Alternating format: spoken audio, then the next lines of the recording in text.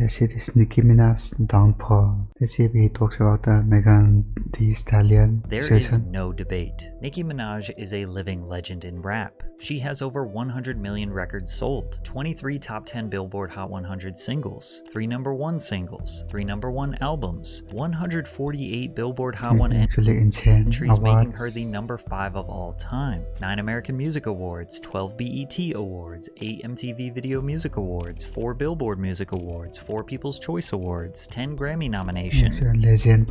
Do I really need to keep going because her list of accolades is long? If Nicki Minaj quietly bowed out of the spotlight, we would all hold her in high regard as one of the most dominant and well-respected female artists of all time. But she ruined that. Her continuous self-sabotage, close associations with sexual predators, and patterns of embarrassing behavior has led to even her most diehard fans questioning the rapper's legacy. Once we dive into her history, you will start to wonder if she is trying to destroy her reputation on purpose, because her words and actions will leave any sane person dumbfounded. But the true beginning of Nicki's decay started in 2017, when one rapper exposed her so badly that the tide began shifting against Minaj.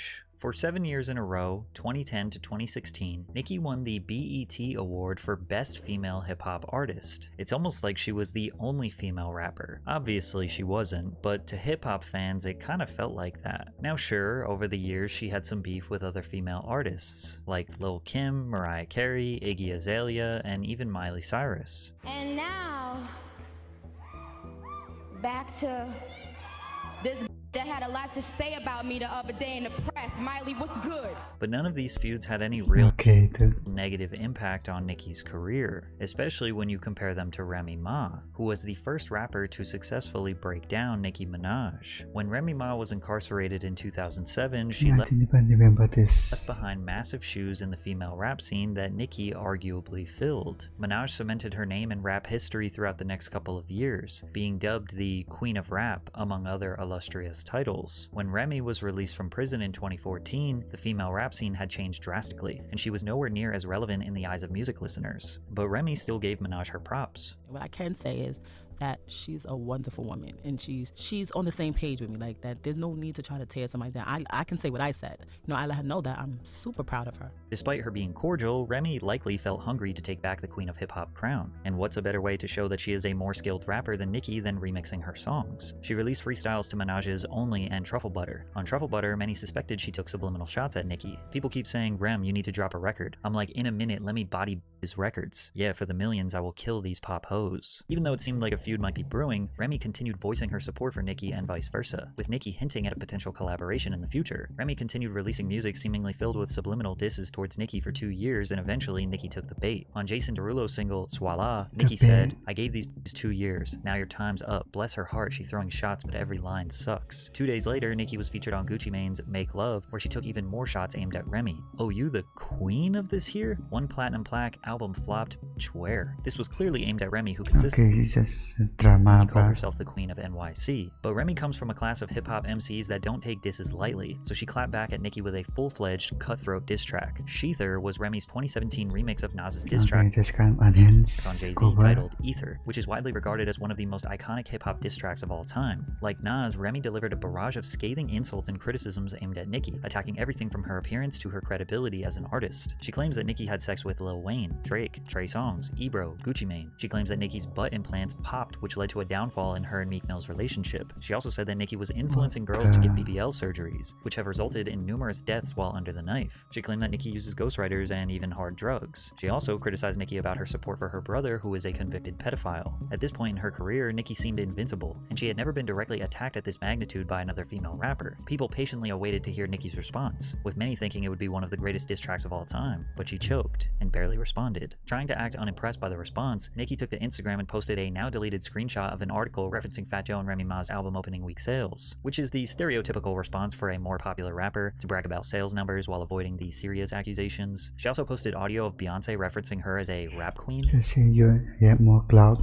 I met this girl named Nicki, I guess you could say she was the rap queen. Remy then appeared on the Wendy Williams show, where she discussed why she dissed Nicki in the first place. She dressed in all black, implying that her outfit was funeral attire for Nicki. Nicki. It took Minaj 2 weeks to respond with a record called No Frauds, where she accused Remy of getting plastic surgery, using ghostwriters, and a plethora of the exact same things that Remy accused Nicki of doing. Her response was basically, I know you are, but what am I? Despite Nicki's cult-like fanbase supporting her, the industry essentially declared Remy the winner, as she dethroned Nicki's 7-year run as the best female hip-hop artist at the 2017 BET Awards. Y'all got fat while we starved. Shots in your pads in your bras. Y'all some liars. It ain't no facts in your song.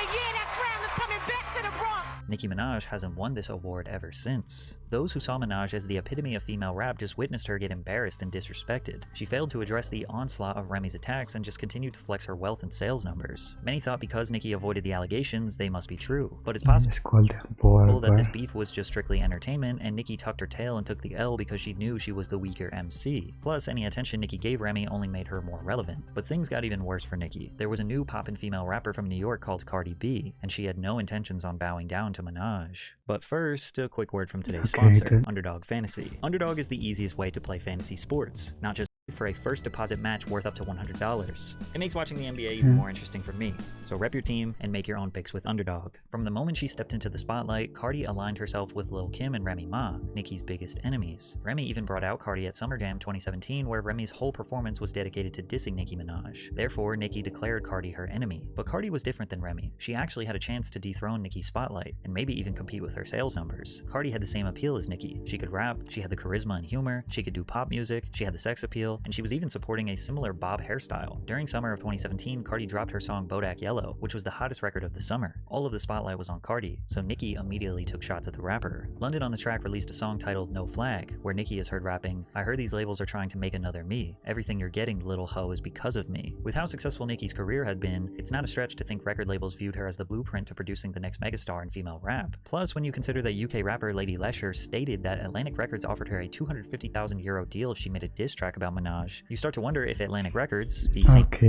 label that signed Cardi B, may have encouraged her to imitate and potentially engage in beef with Nicki, because Cardi seemingly responded to Nicki want to make more money, I guess, because of the drama and all. You know this. She never fucking liked me, and all of a sudden she wanna be friends with me, no bitch. At the time, it wouldn't really make sense for Cardi B to be enemies with Nicki Minaj, but from a business and marketing perspective, I could see a label encouraging this beef to keep fans engaged and boost sales numbers. Yeah. In fact, Cardi's Barty Gang and Nicki's Barb's fan bases actively fought each other on social media. The Barbs even teamed up with the Swifties to excessively stream Taylor's Look What You Made Me Do in an attempt to keep Taylor at #1 on the Billboard Hot 100, but they ultimately failed as Bodak Yellow landed at the #1 spot, breaking a record that Nicki could never do by herself. Cardi B became the first female rapper with a #1 solo single since Lauryn Hill's Doo-Wop in 1998. Bodak Yellow stayed at #1 on the Hot 100 for 3 consecutive weeks. At this point, Nicki had never achieved a #1 song. Plus, she was 35 and her prime was seemingly behind her. Cardi's commercial impact could not be denied, and perhaps Nicki wanted to establish a truce. She congratulated Cardi on the massive achievement on Twitter, but that truce only lasted a few weeks, because Nicki's jealousy would eat away at her. In October of 2017, the Migos released a single titled Motorsport, in which they requested a feature from Nicki. In Nicki's verse, she said, "If Cardi is the QB, then I'm Nick Lombardi." To explain the reference, an NFL quarterback like Patrick Mahomes is typically the star of the team, but Vince Lombardi is one of the greatest NFL coaches of all time. He was an executive of the NFL, and the trophy that is given to the Super Bowl winner is called the Lombardi Trophy. Nicki's essentially saying here, if Cardi's the star of a team, then I'm a legend. I'm the damn trophy that you work your whole life to achieve. However, once Nicki found out that Cardi was going to be on the song, she changed the lyric to, "If Quavo is the QB, then I'm Nick Lombardi," which doesn't really make sense, nor does it rhyme. Despite this, Cardi insisted that there was no beef between the two. I just feel like it's really internet made fans and people, they really want to see that happen because it's really entertaining. To see people beef is entertaining. But the beef would be confirmed to be true when the two got into a physical altercation a few months later. At Harper's Bazaar's Icons turned out to be true again. party during New York Fashion Week, multiple videos of the two fighting quickly circulated online, with one even showing Cardi attempting to throw a shoe at Nicki. In one of the videos, Cardi can be heard making some damning threats.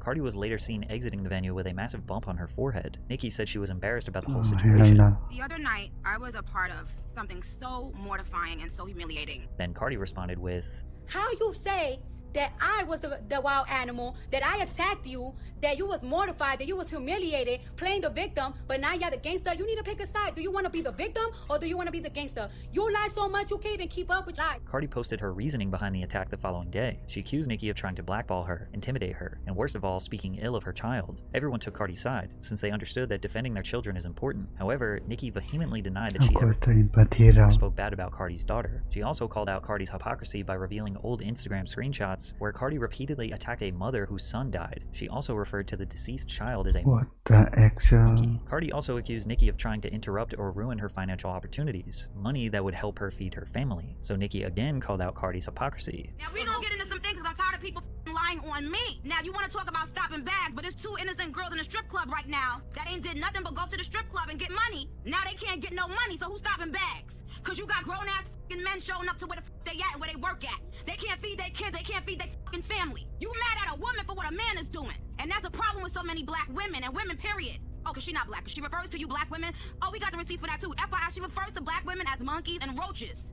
Roaches! Cardi never responded to this directly. She was done with the back and forth and made a declaration that Nicki did not want to accept. We could settle it however you want to settle it. I don't know what to side on, We could talk about it or we could fight it out. I'm with whatever. Regardless of who you think was right in this situation, it was evident that female rappers had no intentions on bowing down and declaring Nicki as the queen of rap. Her dominance over the culture was fading. Cardi was just the first of many emerging female artists that we see dominating hip-hop today, and it seemed like Nicki was slowly losing her mind, seemingly grasping at straws to keep the public on her side. But the more she got on social media to rant, the worse it got for her. On August 10th, 2018, Nicki released her 4th studio album, Queen. Led by singles like Chun-Li and Barbie Dreams, the album received positive reviews from critics. Queen debuted at number 2 on the Billboard Hot 200 after selling 185,000 units first week. Now, this was Nicki's worst album performance, but number 2 is still considered a wildly successful debut. She just released at a competitive time. Travis Scott's Astroworld dropped the week before, which was the single most anticipated album of 2018, and he delivered as it was a great project. Astroworld remained at number 1 for a second week in a row with 205,000 sales. With the Cardi B beef still fresh, Cardi fans had even more ammo since her debut album reached number 1 just a few months earlier. On top of that, Cardi outsold Nicki. Nicki being number 2 was further proof to her detractors that she is not the dominant force she once was, so she started blaming everyone but herself for the album not reaching number 1. She's comparing shit. She tweeted, Spotify put Drake's face on every playlist but told me they'd have to teach me a lesson for playing my music 10 minutes early on Queen Radio, even though they've been giving away my music for free for years and I'm one of the top Spotify artists of all time. Nicki also blamed her label for not standing up for her because they feared Spotify would retaliate. I mean, if the music is good, people would listen to it. What? Not promote her friend and frequent collaborator Ariana Grande's album Sweetener that released around the same time. Spotify eventually addressed Nicki's claims, denying all allegations of mistreatment. Spotify supported Nicki Minaj with a Times Square billboard, a host of the largest playlists, New Music Friday, and the New Music Release Shelf. The song Bed actually saw an increase based on the promotions put behind the campaign. The company continues to be big fans of Nicki. After Spotify proved her wrong, Nicki could no longer blame them, so she shifted her anger towards Travis himself. I put my blood, sweat, and tears in writing a dope album only for Travis Scott to have Kylie Jenner post a tour pass telling people to come see her and Stormi. I'm actually laughing. For context, Kylie Jenner promoted Travis Scott's online store to Instagram with the caption, "Me and Storm ready for tour," to which Nicki claims that Travis sold 50,000 album units because of Kylie's promotion. All purchases of his t-shirts, hoodies, hats, and keychains automatically came with a digital download of Astroworld, which counted as one album sale even though the buyer is not required to actually download or listen to the album. This has been Amazon pre-rating common strategy for artists to exploit the Billboard charts for over a decade. But what we not gonna do is have this auto-tune man coming up here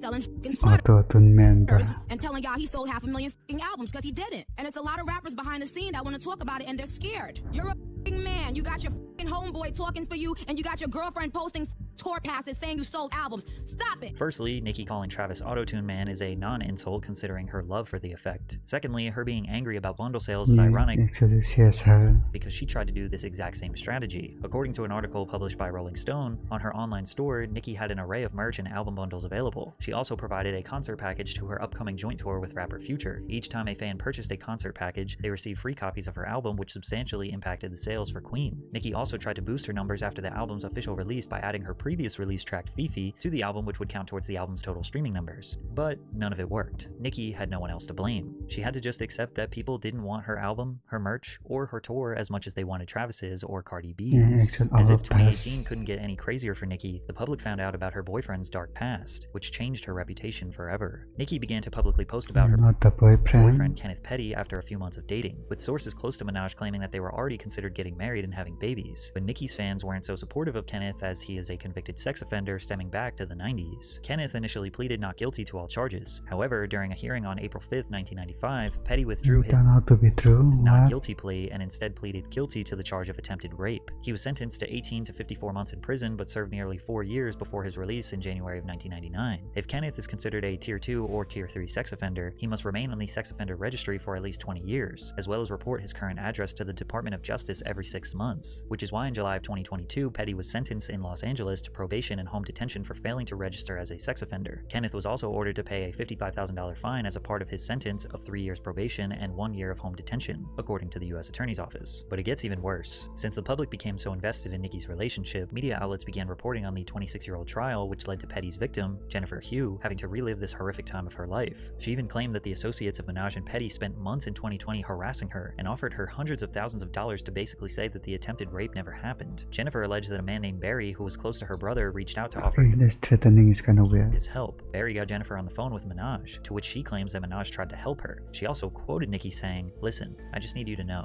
woman to woman, this really happened." Jennifer was confused. Why would Nicki Minaj want to help her husband's victim? Well, if Jennifer were to say that the 1995 case was a lie, then Nicki's reputation to the public might be saved. Barry allegedly parked in a car outside her house. Jennifer said he offered her $20,000 in cash if she agreed to sign a letter he typed that stated she lied about her assault. Jennifer refused any and all offers of financial compensation to change her story. Jennifer became even more fearful when she received a call from her brother asking if she was okay. He told her that their cousin had called him again, and at this time he sounded terrified, telling them that they knew where she lived. Jennifer moved and changed her phone number as she feared for her safety. She did not know who was looking for her, but she did not want to take any chances. She ended up moving 3 times over the course of a couple years. She believes that she was being intimidated, stalked. Also, she could change her story and clear Petty's name to the public, but she stayed strong and refused to give in. She actually ended up suing the Pettys for $20 million for her claims she endured a relentless campaign of bribery, intimidation, harassment, and stalking. But then Petty accused Hugh of going out of her way to publicly shame him. Jennifer even went as far as releasing never-before-seen photos from 1994 with bruises on her neck and body after the assault. Jennifer said, "When I was 16, nobody believed me, and now it feels the same. It feels like I'm fighting for my character." Petty and Minaj's legal teams denied all accusations and are more than ready to defend themselves in court. Since Minaj hasn't directly responded to these allegations, it's impossible to say she is guilty of bribery and intimidation. Not responding is probably the smartest thing Nicki has ever done. But even if the truth comes out that she never intimidated this woman, fans still wonder why out of all people Nicki chose to be with, she landed on Kenneth Petty. After all, this wasn't his only crime. Petty was also responsible for the shooting death of Lamont Robinson in Another one, bruh. 2002. The original charge was murder in the He's second probably divorced, degree, bruh. but following a plea bargain, he pled guilty to manslaughter, to which he was sentenced to 10 years in federal prison for. TV host Jesse Palmer aired a segment on Daily Mail TV regarding Nicki's relationship where he said that Nicki's fans were, quote, worried because this isn't the first time Nicki Minaj has defended a sex offender. He then clarified that Nicki had allegedly been supporting her brother while he was behind bars. Nicki proceeded to have an outburst on Instagram, saying, "You just lied on me on national television and now you're being sued. You better be able to back up what you just said about me with facts." She followed up with another tweet saying that the reporter was going to jail for repeating extremely public information. Nicki would have 100% lost this Laughing emoji. lawsuit since it was public knowledge that Nicki was supporting her brother during his trial. Because if you don't know, Nicki's husband isn't the only one guilty of sex crimes. Her brother Jelani Mirage was sentenced to 25 years to life in prison for predatory sexual assault against a child. Authorities arrested Jelani in connection with the case in December of 2015 after he was accused of repeatedly R-wording his stepdaughter, beginning when she was just 11 years old. What? According to Gossip, Jelani was an employee for Nicki at the time. While in custody, he suffered from an unknown This is so weird. medical condition that required him to be arranged at Nassau University Medical Center. According to the New York Post, Nicki Minaj promptly paid her brother's $100,000 bail, using 2 of her houses in Baldwin, Long Island as collateral. According to a source close to Nicki, she was prepared to do anything for her brother. Nicki was willing to give up any asset to ensure she had enough money to protect her brother. A grand jury in New York's Nassau County indicted Jelani Mirage on felony sexual assault against a child in April of 2016. He was also indicted on 2 felony counts of sexual conduct against a child and endangering the welfare of a child. He pled not guilty to the charges, asserting his innocence and denying the charges brought against him. Since he pled not guilty, Jelani sought to have the prosecution prove the case against him beyond a reasonable doubt during the trial in October of 2017. Although Nicki never commented publicly on the charges against Jelani, his attorney, David Schwartz, told media outlets that Nicki may attend part of her brother's trial and supports him 100%. In November of 2017, Nassau County Court found Jelani Mirage guilty of predatory sexual assault. And you might as well just add rapper Tekashi 6ix9ine to the Nicki Minaj sex crime triangle, as her first #1 song came from their collaboration, Trolls. In October of 2015, Daniel Hernandez pled guilty to a felony count of use of a child in a sexual performance. He was charged with 3 counts of the offense after a February 2015 incident in which he had physical contact with a 13-year-old girl, and later distributed videos of the incident online as a part of a music video. In the video, the child engages in oral sexual intercourse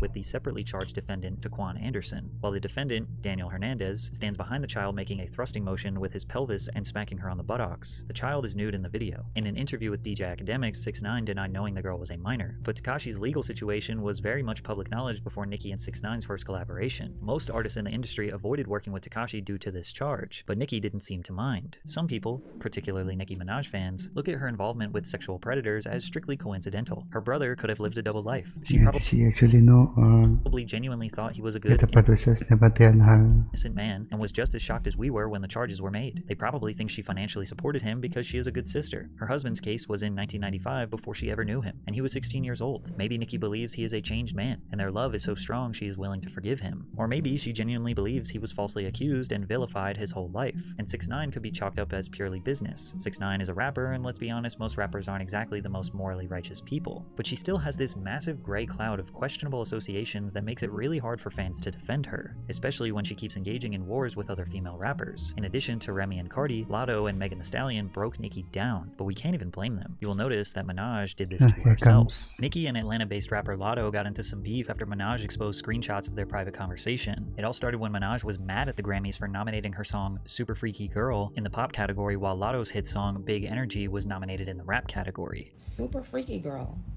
where I only rapped on the song, was removed out of rap categories at the Grammys, right? And put in pop. Now, Nicki does have a solid point here. The Grammys' categorizations for these songs does seem wrong, and people have suspected that the Grammys have been corrupt for a long time. Latto responded with a subtweet saying, "Damn, I can't win for losing. All these awards, nominations, I can't even celebrate." According to Latto, she attempted to reach out to Nicki and privately address the situation, but Nicki went to Twitter instead. This Karen has probably mentioned my name in over 100 interviews. She said she waited in line for Pink Friday with her Barbie chain on, bangs, pink hair, but today, Scratch Off decides to be silent. Rather than speak up for the black woman she called her biggest inspiration. The two then continue their back and forth on Twitter. Latto said, "Super Freaky Grandma is married and related to effing rapists. You ain't gonna bully me, bitch. My idol turned rival, now you hating." As you can see, anytime Nicki gets into a beef, the main attack is her association with her brother and husband. Nicki responded by pointing out Latto's hypocrisy. Didn't care about when she was begging for features. Didn't care about Kodak's past. Didn't care about the accusations made about Dr. Luke, who produced Big Energy. Newsflash, Scratch Off. I've never raped anyone. I've inspired millions. You're one of them, bozo. To be clear, Latto never accused Nicki of R-wording anyone. She said married and related. The public took Latto's side and looked at Nicki as a bitter old bully mad at the young rising star who won the BET Award for Best Female Hip-Hop Artist over Nicki. But Nicki's beef with Latto is minor compared to how she embarrassed herself trying to attack Megan Thee Stallion. Megan was the one female rapper that Nicki didn't immediately make enemies with. After connecting on Instagram Live, the two collaborated on Megan's single, Hot Girl Summer, in 2019, which became a huge hit. They even shot a music video together and seemed to be on friendly terms for the short years that followed. But in 2021, Minaj unfollowed Megan on Instagram, sparking rumors that their friendship was heading south. On an episode of her Queen radio show the following year, Minaj recalled an encounter between them that shifted the status of their friendship. Nicki said, "Imagine telling someone you didn't want to drink because you were, at the time, possibly pregnant, because you were actively trying to have a baby." In typical Nicki fashion, she doesn't mention anyone's name, but fans suspected it was about Megan. A fan tweeted at Megan, "Nicki Minaj is accusing you of encouraging abortion and child endangerment with alcohol. This isn't something to stay quiet on." And Megan said, "Lie." Months later, Minaj took subtle digs at Meg on the track Red Ruby to Sleaze, rapping, "700 on them horses when we fixing to leave, but I don't fuck with horses since Christopher Reeves. If you don't know, Stallion is a horse." Megan ignored her shots for years until her 2024 song, Hiss, which is an all-encompassing diss track where she takes shots at multiple people in the industry, including Minaj by way of her husband's status as a registered sex offender. Megan raps, "These hoes don't be mad at Megan. These hoes mad at Megan's What is this video? law." Megan's Law is the name for a federal law in the United States requiring law enforcement authorities to make information available to the public regarding registered sex offenders. This one lyric sent Nicki into one of the worst meltdowns we've seen on social media by a celebrity. I don't care. Bitch. I dare you. I fucking dare you, bitch, to say one more thing about my fucking family, ho. Bullet fragment foot, bitch. Bullet fragment. He's so mad. Bullet fragment, bitch. Now listen here, ho. get up on your good foot. Bitch, I said get up on your good foot, not your bad foot. Fuck was that? A diss or a piss?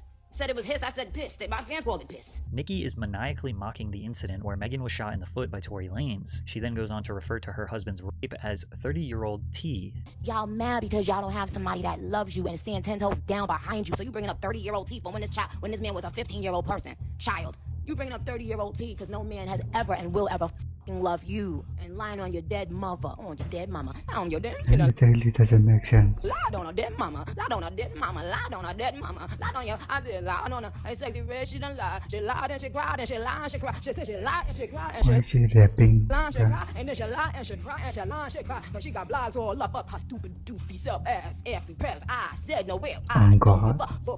Nicki, aged 41 years old, repeatedly mocks Megan's mother who died of brain cancer, while claiming that this is her alter ego, Roman, speaking. Every one of y'all, bloggers, YouTubers, all of y'all. Let me tell y'all something. What my pen don't catch, the universe will. Ask about my prophecies. She didn't drag She actually cooked up. Megan. She embarrassed herself. This is literally the same feeling as when you have to sit next to a crackhead on a bus. This is what narcissistic rage looks like. Nicki then took to Twitter to continue expressing her rage. Megan's Law. For a free beat, you could hit Megan raw. Minaj also did what she does best and bragged about her success, listing several accolades while comparing their respective careers. She even accused Megan of winning fraudulent awards, seemingly referring to her 3 Grammys, of which Minaj has none, and repeatedly described her as a flop who uses ghostwriters. In the midst of the outburst, TMZ reported that several barbs leaked the location of the burial site of Megan's mother on social media. As a result, the cemetery notified local authorities and increased the number of security personnel at their That's actually messed up, bro. facility. She spent days berating Megan on social media, during which she repeatedly mentioned her mother. Nicki also liked hundreds of tweets from fans talking negatively about Megan, many of which mocked her for the shooting. Nicki ultimately released a diss track titled Bigfoot, where she taunts Megan over her deceased mother, her appearance, and her sexual history, including her relationship with ex-boyfriend Partisan Fontaine. And the last 2 minutes of this song is a creepy monologue that sounds like a mental breakdown. Ho, the things that you lied about. Even pretending Yeah, actually horror movie, bro. you don't want that out, okay? Megan laughing herself to sleep with this. The producers really saw her having a manic episode and hit record. Nicki, girl, they only ask you to stop covering up predators. Megan has yet to respond to Nicki's diss track. She seems to be unbothered while she continues to promote Hiss. Hiss was met with widespread critical acclaim and debuted at #1 on the Billboard Hot 100, making it her 3rd #1 single as an artist. Due to the negative attention placed on Nicki following her heated rivalry with Megan, fans began digging into her past and found a questionable old song. The 2009 Lil Twist track, Old Enough, featuring Nicki Minaj, was released when Lil Twist was 16 years old. Nicki raps, "You might can get it, you might can hit it, but I gotta run. I know you young, but you know I like that young money. See, little boy, I can be your little teacher. And if you ball, then meet me behind the bleachers. You gotta come hard trying to reach her. Cause if we hit it, I might charge you for the feature." While someone can argue that it's just music, a creative outlet to innocently roleplay various situations, That's just music, bro. it's just another bullet point on the long list of Nicki's associations with sex crimes. And again, there is no debating that Nicki Minaj fundamentally changed the landscape for female rappers forever. She is a hip-hop legend, but all of this has put a damaging stain on her reputation, and I'm not really She's kind of sus. sure how she can get back in the good graces of Guess I fans. wouldn't think that.